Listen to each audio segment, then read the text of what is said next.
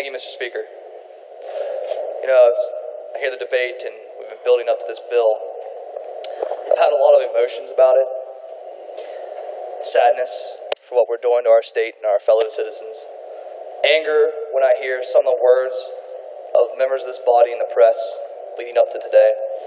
And confusion. Confusion, Mr. Speaker, because I'm confused if it's 1916 or 2016 in this body. So I have to think about why we're here. And I'm sure many of you have that state pride inside of you, all of us. And I can tell you why I'm here. You know, it's a state pride when you go out of state. If you're on vacation, for work, whatever it is. The first thing I do, I pack West Virginia clothing. Because I want to tell everybody I'm from West Virginia. I know you all do it too. And then when you see somebody from another state, they know you're from West Virginia. Usually it's, is that near Richmond? And then I had to set them straight that we're actually a separate state. But what comes with it sometimes are the stereotypes. The stereotypes of our state. And the nation is watching as they've watched every other state that has enacted a RFRA bill.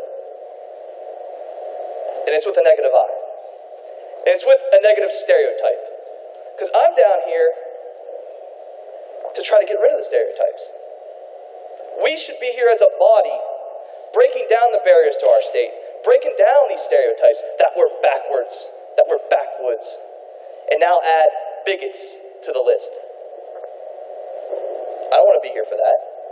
And I know deep down you don't want to be here for that. We've talked about who doesn't want this bill. We know that various groups have come out against it, various corporations. We know that 90% of the top Fortune 500 companies have a non-discrimination policy. We don't have one in our own state because apparently we're too good for 90% of the top Fortune 500 companies. Who else doesn't want this?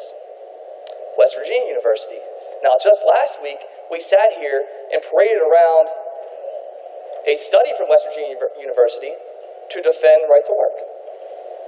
But we're silent about West Virginia University today. Also look to others who don't want this bill, besides the business community. And I found this on my desk the other day, and I'm sure all of you have it. Public Policy Issue Priorities, West Virginia Council of Churches. So I thought for sure, since we're discussing policy today, that this bill would be within this book. It's not. Nowhere to be found. You know what I did find? Page 27. Civil liberties.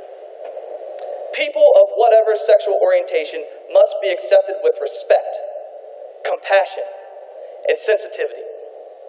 Every sign of unjust discrimination in their regard should be avoided. Every sign. That includes every bill. So, the question for yourself, I may not change a single vote in here, but the question for yourself is, how do we want to govern? And how are we going to look back on this? We're going to look back on this day with shame. Do you want to be on the right side of history or the wrong side of history? The same ideologies and governmental philosophies that are driving this legislation are the same governmental philosophies that once said women should not have the right to vote. The same philosophies that once said African Americans should drink from a different water fountain. This is no different. So think about that. Think about church community, the business community. We can forget about being open for business. We're open for bigotry after today. Thank you. John for the 10th, Delegate Azinger.